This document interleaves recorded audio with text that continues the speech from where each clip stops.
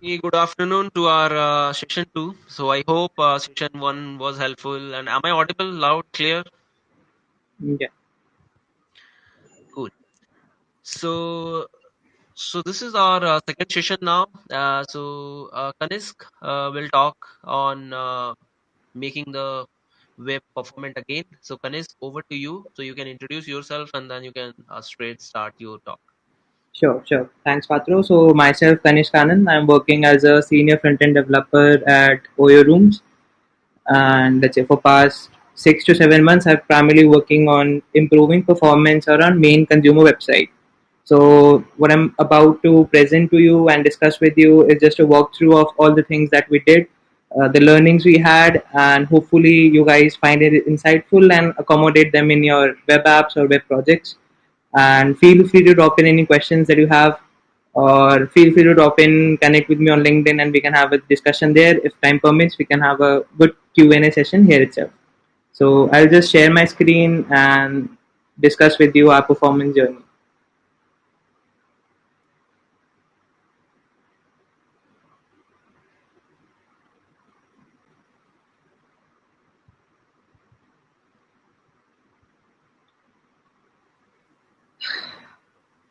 Yeah, Kanishk, Yeah. I can see your screen. You are good to go. Sure. So that's the title, Make Web Performant again. Uh, Amidst all the business projects that we have, we often tend to ignore the performance aspect of the website. Among the sprints, among all the business projects that we have. So it's just a simple walkthrough of all the things that we can do. So the first thing that I would like to discuss is converting your simple websites to progressive web apps. So progressive web apps generally is a concept that Google gave us, is to bridge the gap between your normal websites and the native applications that we have. So often as front-end developer, in my experience, I found that native applications in South Asian markets tend to have better conversions, better DAO than the websites that we have. So it's just a way to bridge the gap between what the native application experience provides to the user versus what website does. And few of the takeaways that what progressive web apps give to you is add to home screen functionality. So similar to what you have with your native application, where you download the application from a Play Store, if you convert your website to a PWA, you get the capability to get your website added directly to the user's home screen. So it's easy. He gets easier access to it, and you get better retention rate. Service worker. So service worker is something that works behind the screen and helps providing you a richer experience to the user. Offline UX. Now, if here and now, if anyone among the audience want to switch off their internet in their mobile phones and simply go to, let's say, Spotify or any of the popular native applications that you have, you will not find the dinosaur that we come across in Google Chrome per se. You will find a screen share telling you that you have probably gone offline, or they may have some assets cached, and they will serve you the cache asset so that you don't break the experience that you had while you had the internet connection. Similar experience we want to provide on your website. Push notifications. This is something that actually drive the user to your application. You have flash deals going on.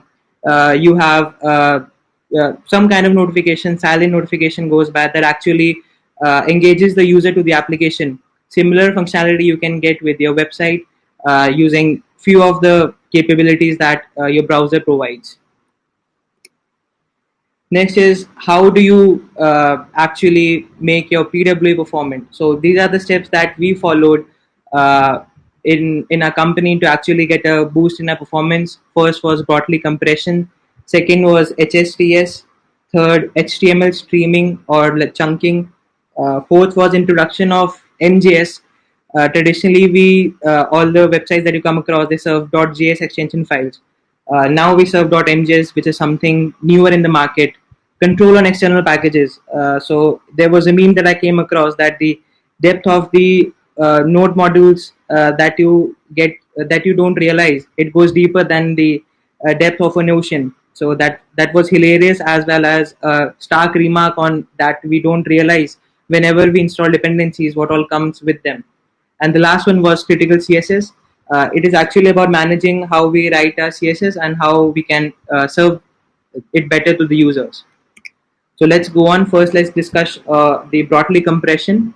So let me just put in a small presentation on the numbers that Search Simple. It's a normal website that gives you an average rate of how broadly compares with the traditional gzip compression that we have. So it tells me that JavaScript files, when compressed with broadly compression, they are 14% smaller than gzip. HTML files are 21% smaller, and CSS files are 17% smaller. So, as it was mentioned in the previous talk, that the smaller the resource you serve to the user, the more performant it is. So, by simply compressing your resources to broadly rather than gzip will give you this amount of boost. I'll share you the results that we saw.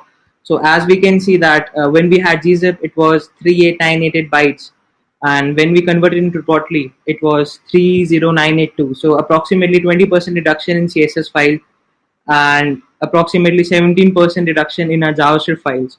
So simple, your browser gets smaller resources, the faster it is on the network, and the faster the user experiences it.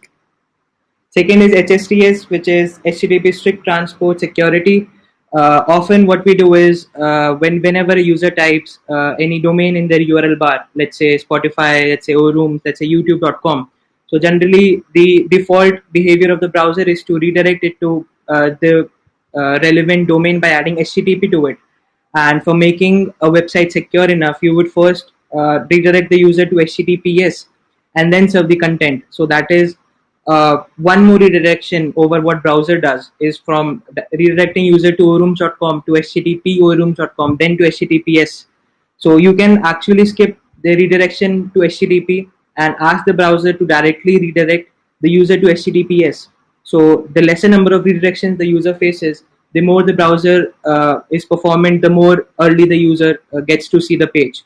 So it's a simple header that you can put in your response headers of the HTML, which is strict transport policy, and the value is what generally we have seen as a trend in the industry is of 1 year. And whenever the user revisits your page, this gets updated. So it's not like that he came visited your website on 1st January of 2020 and it will expire on 1st January of 2021. Any time that he visits it, the value gets updated to 1 year more. So you need not worry about actually updating the header value manually. Next is HTML streaming. So this is a relatively newer concept that we recently introduced, and it gives us a good amount of confidence as to we want to make it industry standard for our server-side render applications that we have. So I'll just walk you through the process of it. So the traditional way of serving your server-side render applications is that browser makes a document call. For simplicity, let's say he makes a call for homepage, which is get slash. If you have a server-side rendered application, you would want to make some API calls to actually get the data that you want to display on your display to the user. So you would make those API calls, wait for those API calls to resolve, generate the HTML, and serve the full HTML to the browser. The browser then starts parsing your HTML, goes it line by line, come across the resources that you want to download, which is your JavaScript files, your CSS, your fonts, and then actually the painting process starts, and user gets to see the useful content on the page. Now, how you can do it differently is whenever the browser makes a get slash call, so instead of waiting for the API calls, what you do is you serve the head part of the document first. So let's say what you serve initially is just the head part, which you tell the browser to download all your JS and CSS files, which are critical for a rendering path. And meanwhile, browser is busy downloading those contents. You make API calls in parallel in your server, and when you have actually got the results of those and you have populated the body of the HTML, you you just forward another chunk of HTML to the browser, and then the browser actually stitches together the HTML and page is displayed. So what actually it does is, this is a simple code base, simple example that you can do to actually achieve the chunking part. So early chunk, as I mentioned, was that we just returned the head tag of the HTML I had. So here you can see, let's say I have a CSS in place, I have few JavaScript files, and some logic to download some other JS files. And the late chunk here, I've actually returned the body tag, which has, if I talk about a React Redux kind of application, so all my app will be inserted inside a root div, and other assets are here, which will be downloaded in a deferred manner. So this is something that we experimented with and found a good amount of boost in our TTFB. So TTFB, if I go by time to first byte, is actually what browser tells is whenever the browser makes a document call, after what amount of time it actually received a response, the first byte of response. So that is what TTFB stands for. So this is basically for your server side render applications. It will give you a boost in your TTFB, and this makes sure that you are using browser's idle network. So while in the traditional approach, the browser was simply waiting for getting the full HTML and making your JS and CSS calls afterwards, you just skip that part and actually made browser utilize, instead of waiting for complete HTML, engage the browser in downloading the resources and then actually parse your body tag. So that is making use of a browser's idle network.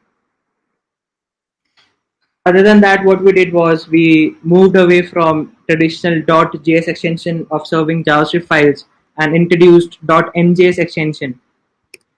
So this is a sample MJS in HTML. What you can do. So MJS is nothing.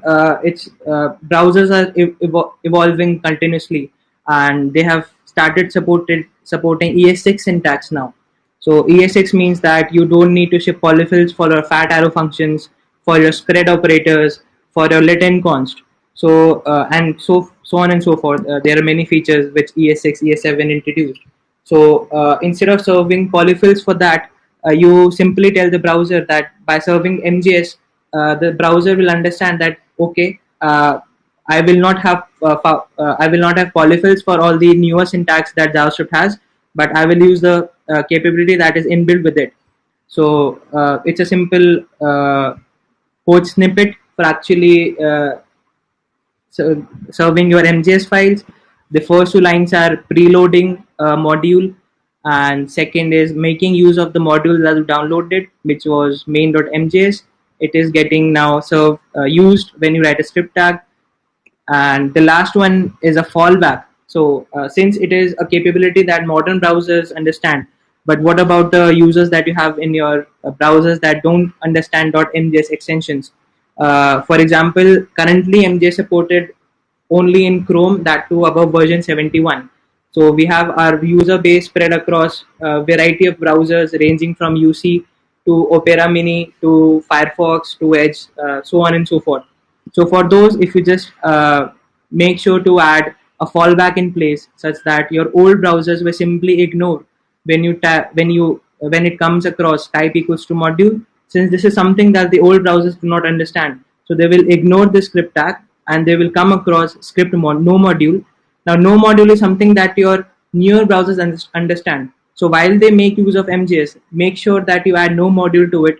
So when new browsers come across no module, they do not make call for your resource, which I've named it here as fallback.js, and your older browsers do make call for this resource, so that you have build support for both of your audiences, one on the modern browsers and one on traditional browsers.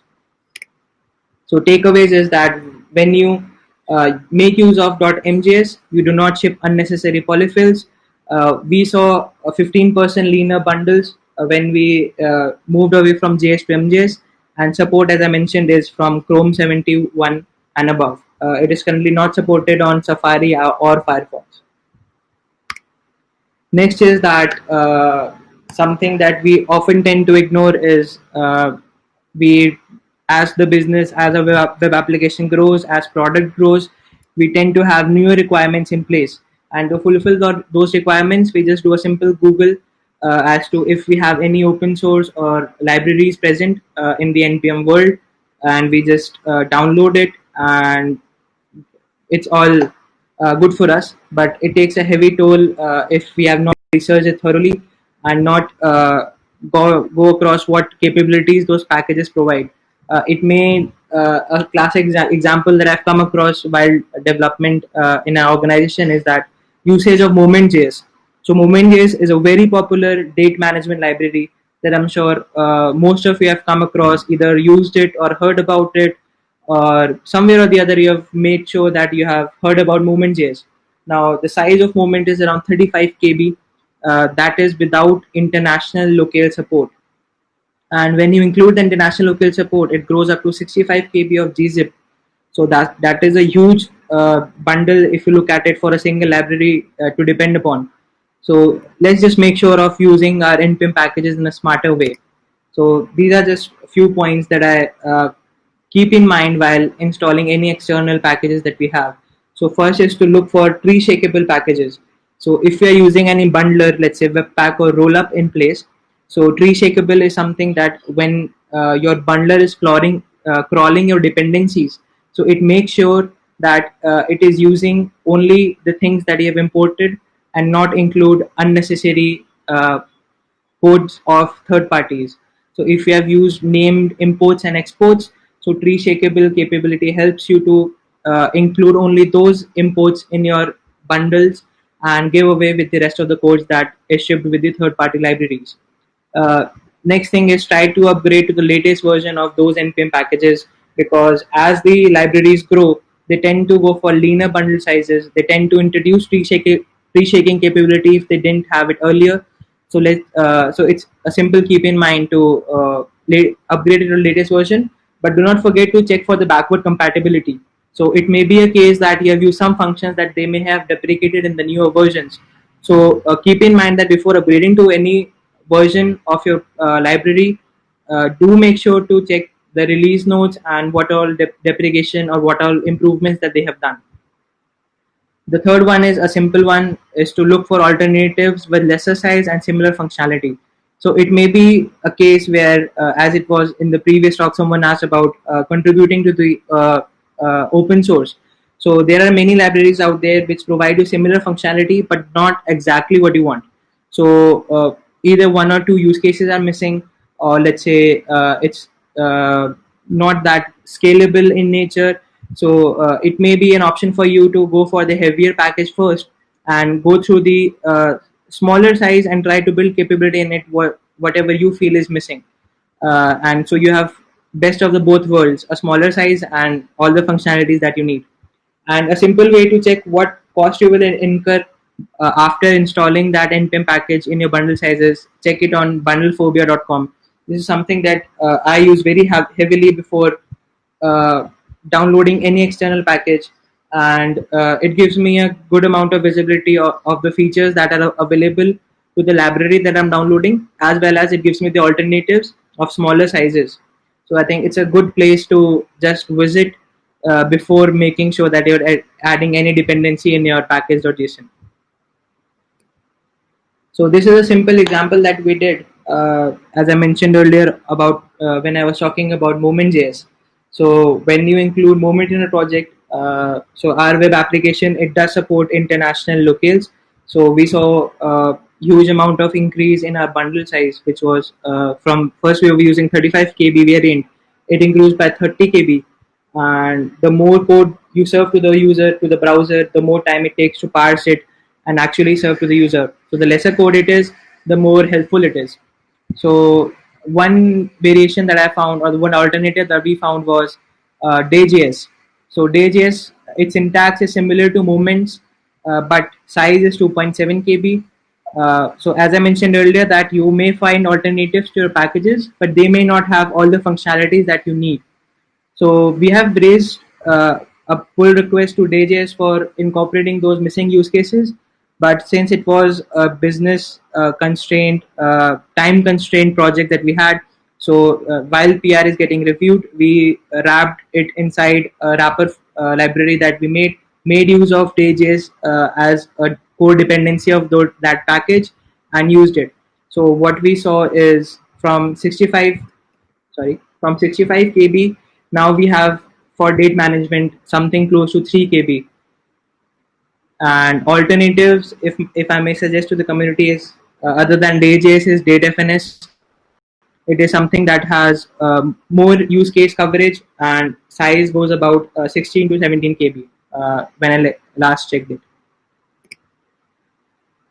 Now let's just talk about something that is CSS. So often I have come across people that are either very good in CSS, right? They will keep in mind about the support that each browser has to CSS attributes that we use, what CSS we are writing, how each browser will handle it. So if I just talk about handling of pop-ups in, let's say, Chrome versus how it is handled in Safari, both the browsers handle it very differently.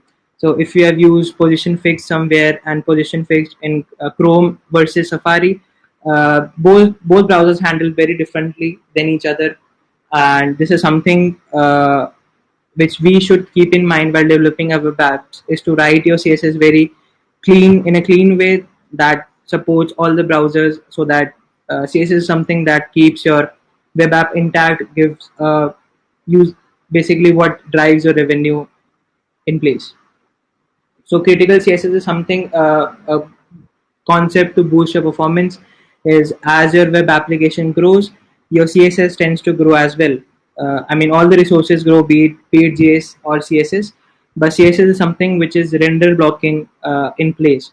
So if browser does not download, it first downloads all your CSS, it parses it, and then it actually makes uh, your render tree, and then your components are actually displayed to the user. So CSS is something that the heavier the CSS is, the more white screen the user will see. And I'm sure that none of us as users would like to wait for a longer period of time to see the content that we desire, instead of just be stuck on a white screen for, let's say, longer than 4 to 5 seconds. I'm sure as users we want the faster the website is, the better it is. So critical CSS is one such concept that you can incorporate in your web applications. So why? So as I mentioned earlier, that CSS is a render blocking resource. Browser waits to download and parse the CSS files. So what critical CSS does, it serves the CSS that is required to render the viewport in the HTML head. So let's say you have 4 or 5 widgets, 4 or 5 divs that you want to show to the user. But if you're using bundlers such as Webpack or Rollup, what they do traditionally is uh, crawl across your all.css files, combine them into one, and serve them the complete CSS file in place. While what the browser actually needed to see was the CSS of, let's say, either the page, the complete page, or of all the widgets that were in the viewport, and not the complete CSS files. So you are serving entire CSS files, versus what we needed to serve was, let's say, compared to, if I talk in size, is 2% of what CSS you are serving. So critical CSS helps in trimming that size to a greater extent. You can actually serve the required CSS in the HTML head and load the other CSS asynchronously.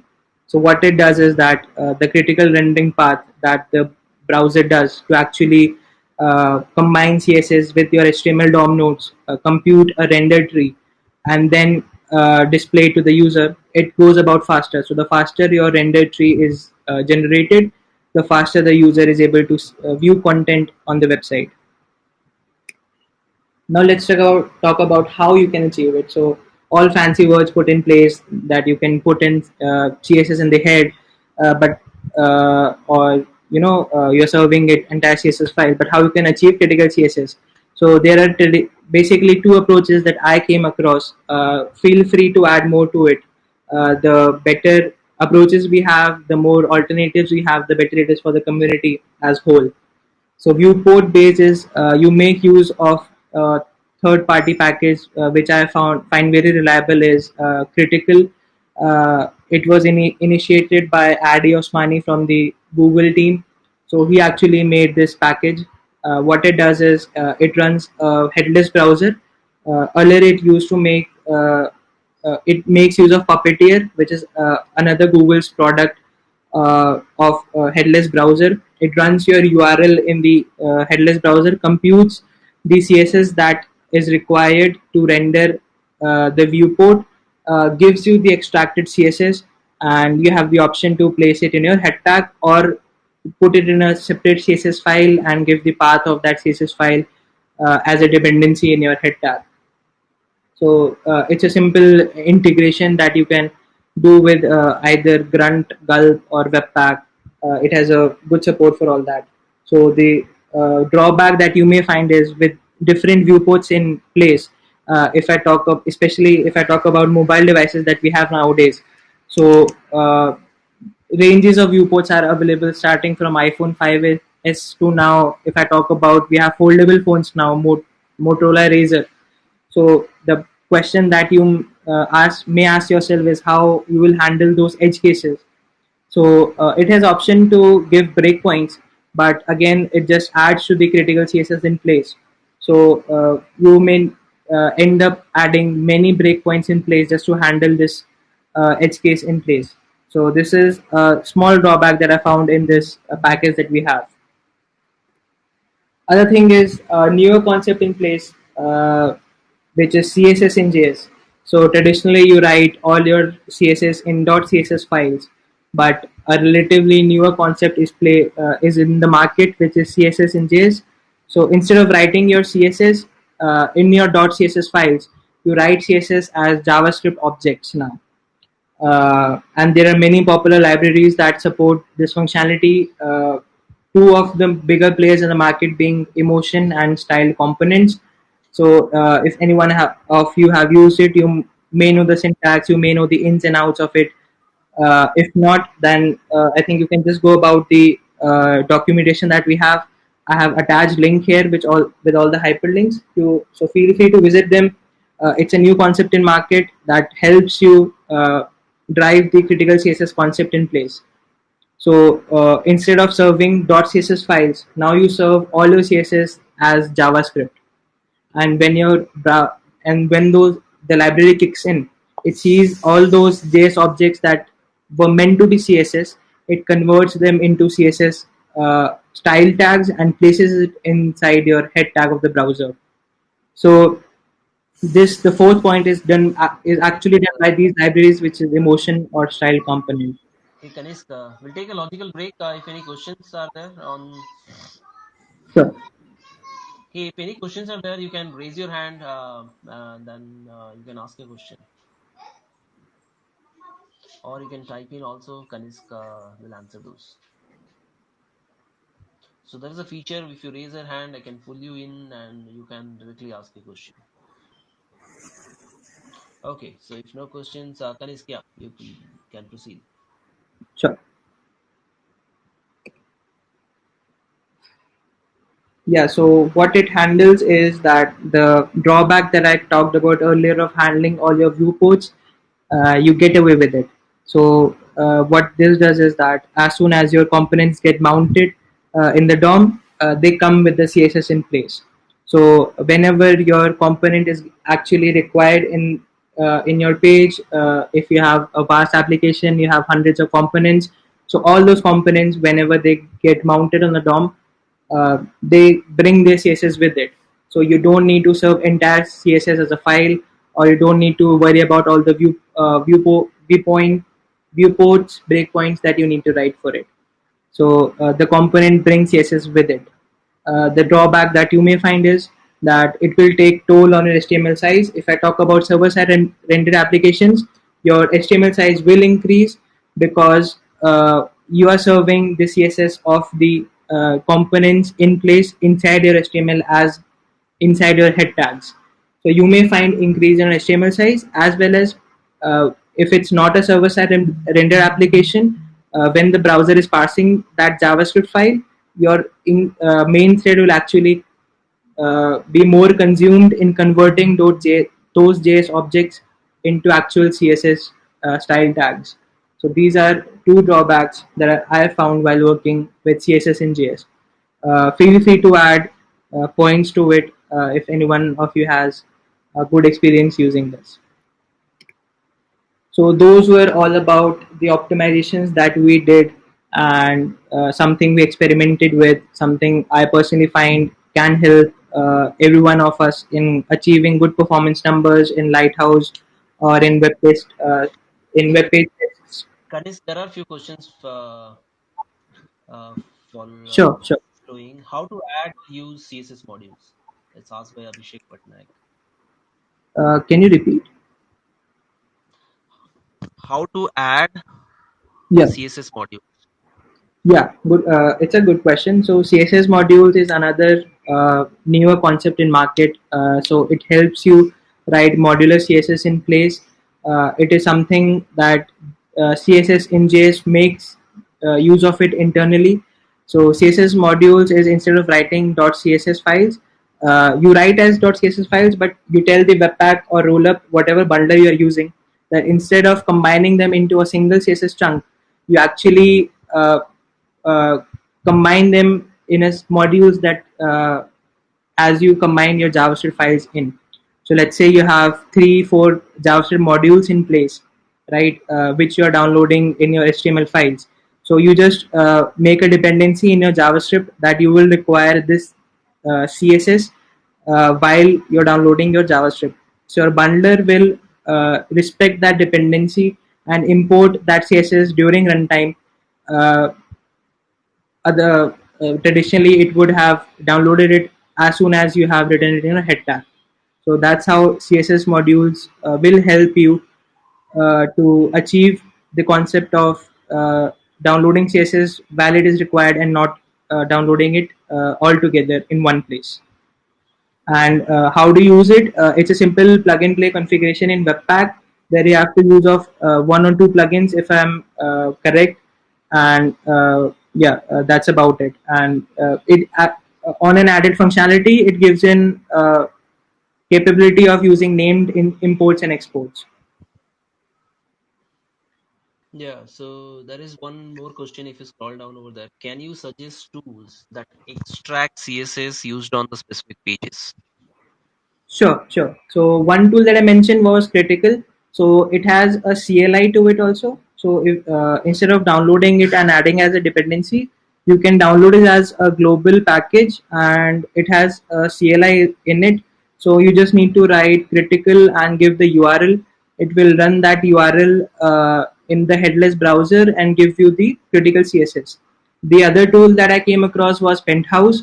So you can just visit penthouse.com if I'm not wrong. Put in the URL that you need to find the critical CSS for, and the it will evaluate the CSS that is required for the viewport and give you the result then and there. Cool. So you can resume your talk. I think Sure. I.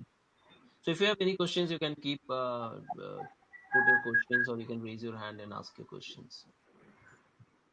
Yeah, yeah. Please do that. Let's try to make it as interactive as possible. Feel free to add in questions. A lot of them, I'm happy to answer them. So, other concept that I was talking about is that these were just the points that I mentioned that will improve your performance while you have a web application in place. These are few steps that you can take uh, to get that boost. But what actually we forget while we're adding on these features is handling the tech debt. So tech debt is nothing but revisiting your code base and actually finding what all dead weights that you have in the code, right? So there may be I'm sure that many of us has conducted ABs in our code bases. There may be some logic that if A do something, if B do something else, right? But often we forget to actually remove once the AB code is concluded. So this is just a very small example, a very naive example that many of the developers, we tend to do, and then as we get more and more projects, we tend to forget to remove the code that is unused. So it's just a simple example.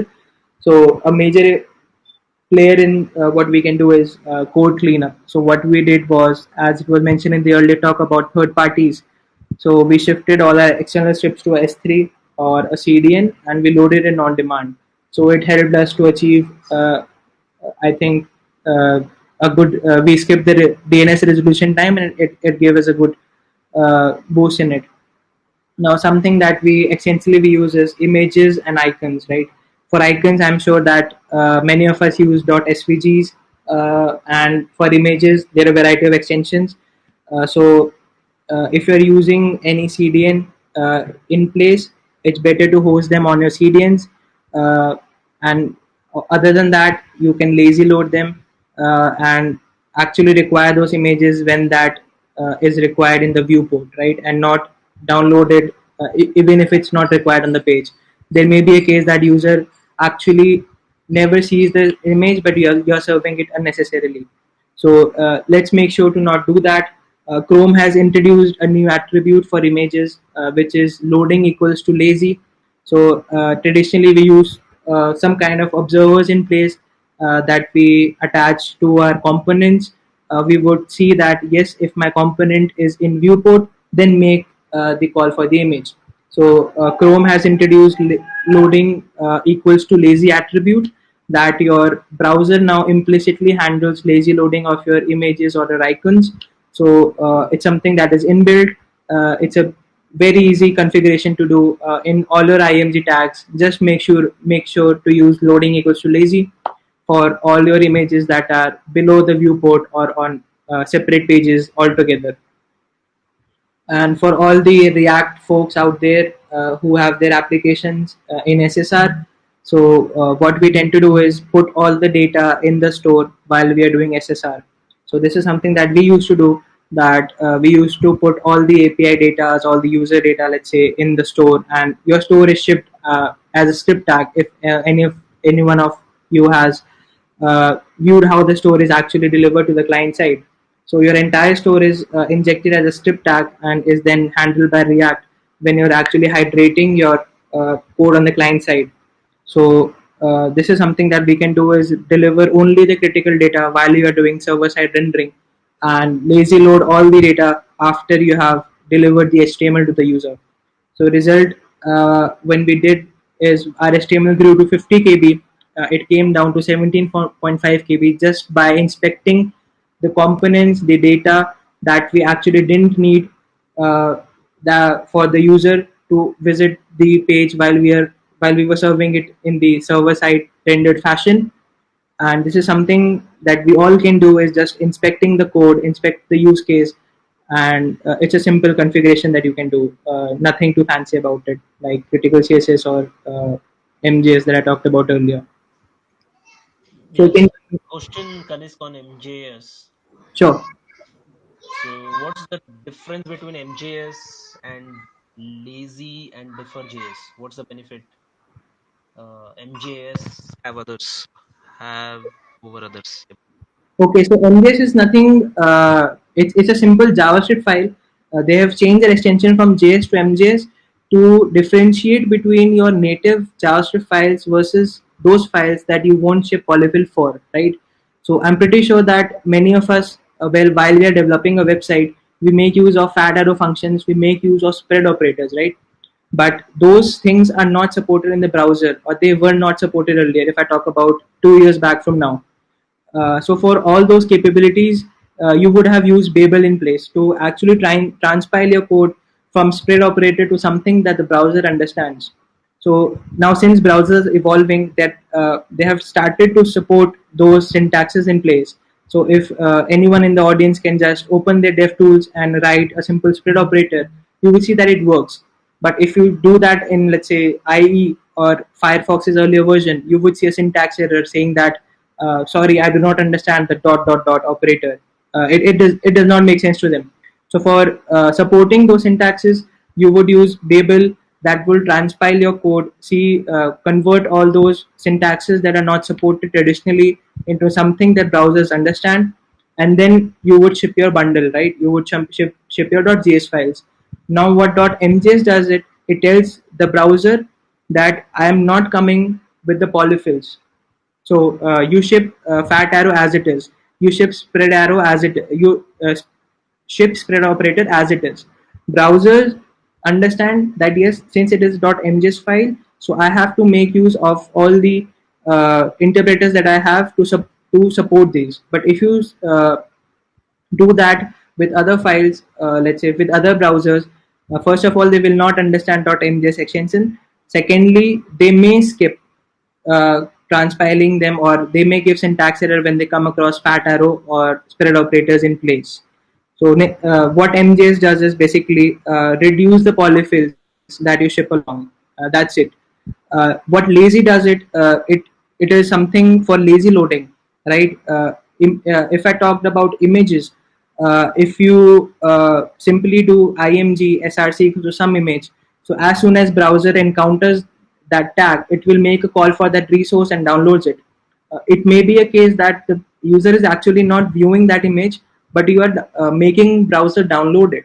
So instead of uh, you know consuming users resource as well as browsers capability of downloading 6 assets in parallel, what lazy does is that whenever that image is required, whenever the user is viewing that image, then only it makes call for it, otherwise it just skips it. That's all lazy does. Yeah.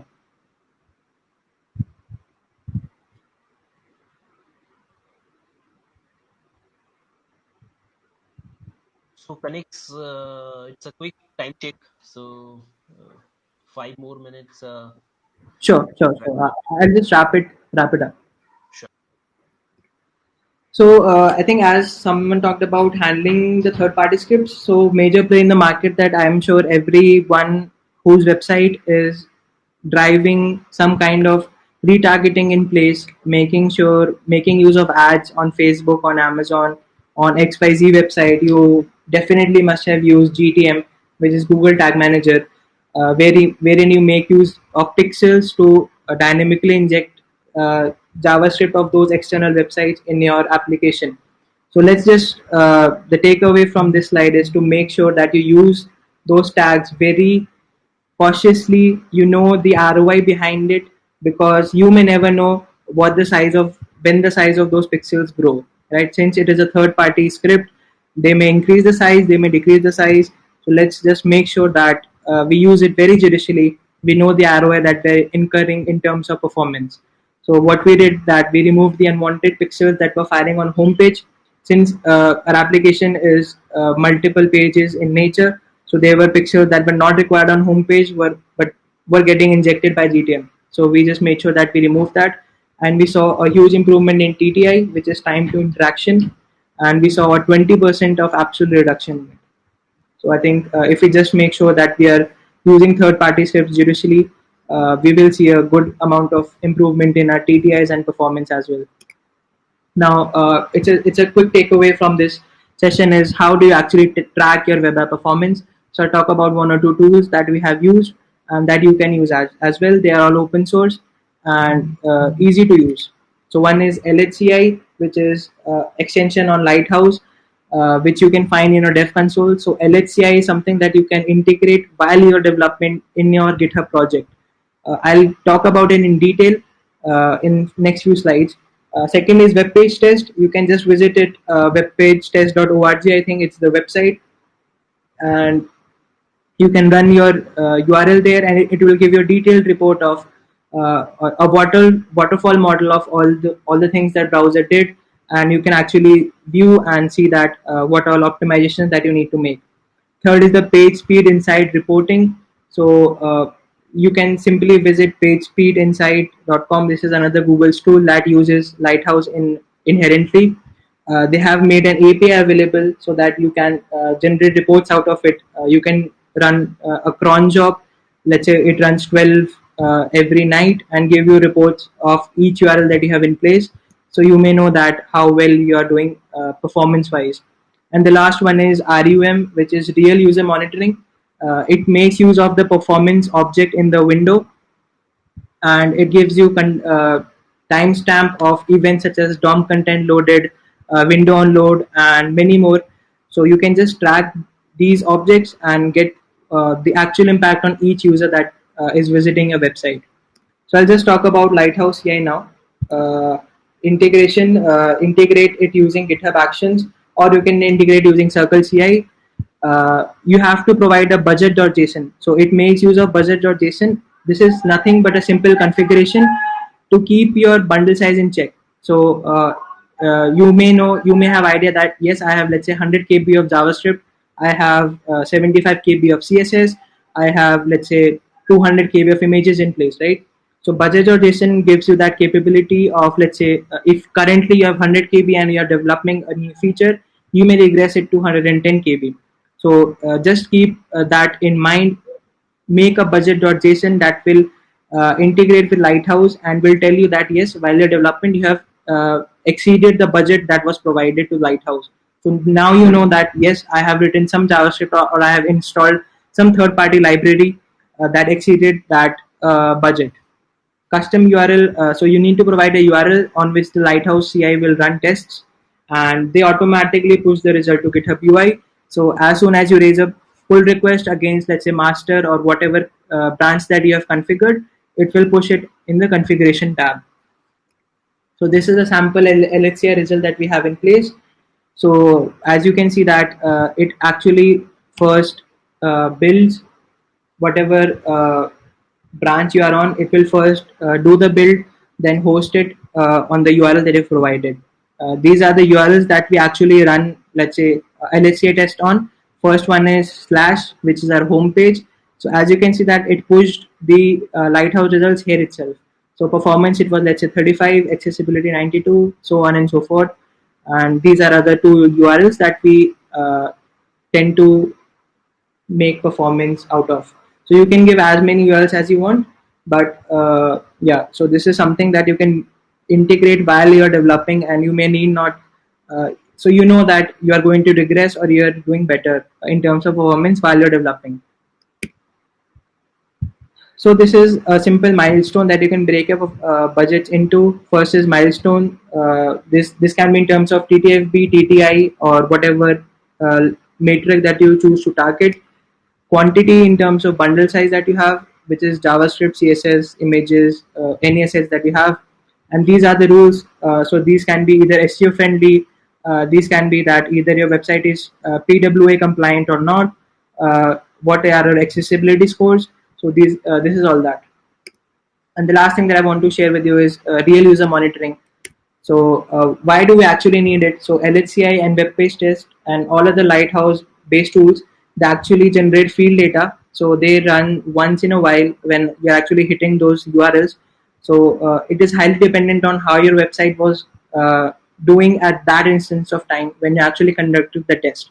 So it may happen that a website is under a peak load and you triggered LHCI. So you tend to get a poor score in terms of performance than you are going to get when your website, will, let's say, had a relatively lesser of load. And you may find a lot of variance, which is again, it depends on all the third-party scripts that you have used. How you can do it? So as I mentioned earlier, so make use of performance object in the window. So you can just now visit any website that you want and hit performance in the console. You will see an object there.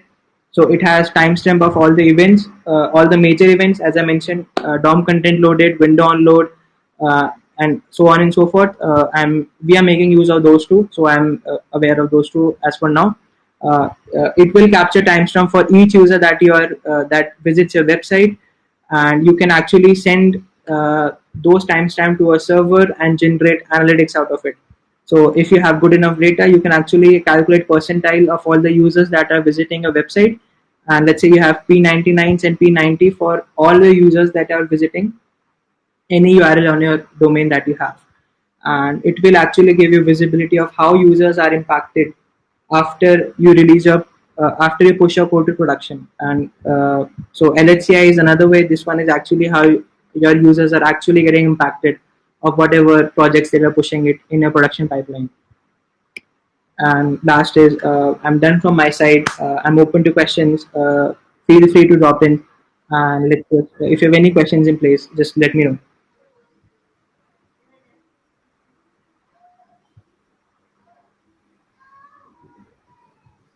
So thank you, Kanishk. It was very insightful talk on performance. So any questions if you have for Kanishk or from our AMA panel, you can ask now. So we'll just be closing in 5 minutes.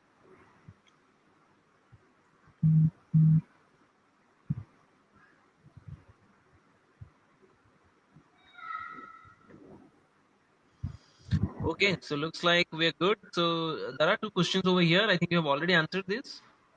Kanisk? Uh, so I think it's a newer question. Should we use CSS sprites or SVGs? Okay, that's a good question. So if you have a thing, let's say you have, let's say something like country flags in place, right? Where you will have hundreds of flags in place. So that is where you can use CSS sprites.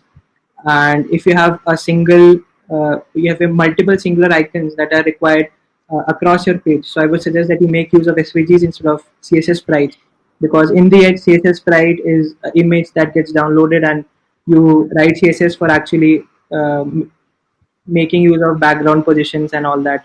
So it's better to lazy load single SVGs if you have different icons spread across your pages. But you have something like a country flag which have 200 or 300 flags in place, then you can definitely make use of CSS sprites. But make sure to cache it at either browser level or some CDN so that it is delivered faster and not delivered from the source. Yeah, Kanisk, you can stop sharing your screen so that your video will Yeah. come. Yeah. And then one more last question, I think. Will the browser load the MJS file from server or just ignores? Yeah, so for the browsers that do not understand MJS, they will not make use of it, since so that's why I mentioned that make use of no module attribute. So if you have no module in place, your modern browsers will not download .js files. And if you have older browsers and you have given type equals to module and it encounters .mjs, it will simply ignore it. So it will not make a call for traditional, if you're talking about traditional browsers in place. Cool. So do we have any question we can ask, or then we have reached to closer of our this meetup 43. So we'll be planning our next meetup again. We'll post that on our meetup.com. So you can follow us on Twitter if you want to get any updates. And so these videos were recorded and it will be available on our YouTube channel. So you can subscribe to our YouTube channel and you can watch this again. Or if someone has not able to see it completely, they can view it again. Okay, so I think one last question is just popping up. We'll just take that TypeScript versus MJS. Okay, so Amit, I think both are very different concepts if I talk about it. MJS is something which is served after you have bundled your code in place, right? TypeScript is something that you will use while you're developing your or while you are writing your code. And yeah, so you can use both of them in place while you are writing TypeScript. Just make sure to give a webpack configuration telling to generate MJS while it is transpiling your code from TypeScript to JavaScript, and that should do it. So you can use both. Cool. So thank you all for joining the session, and thank you, Kanisk, for Thank the talk. you. Thank you. Thank you, everyone. Bye bye. Have a good day. Bye bye.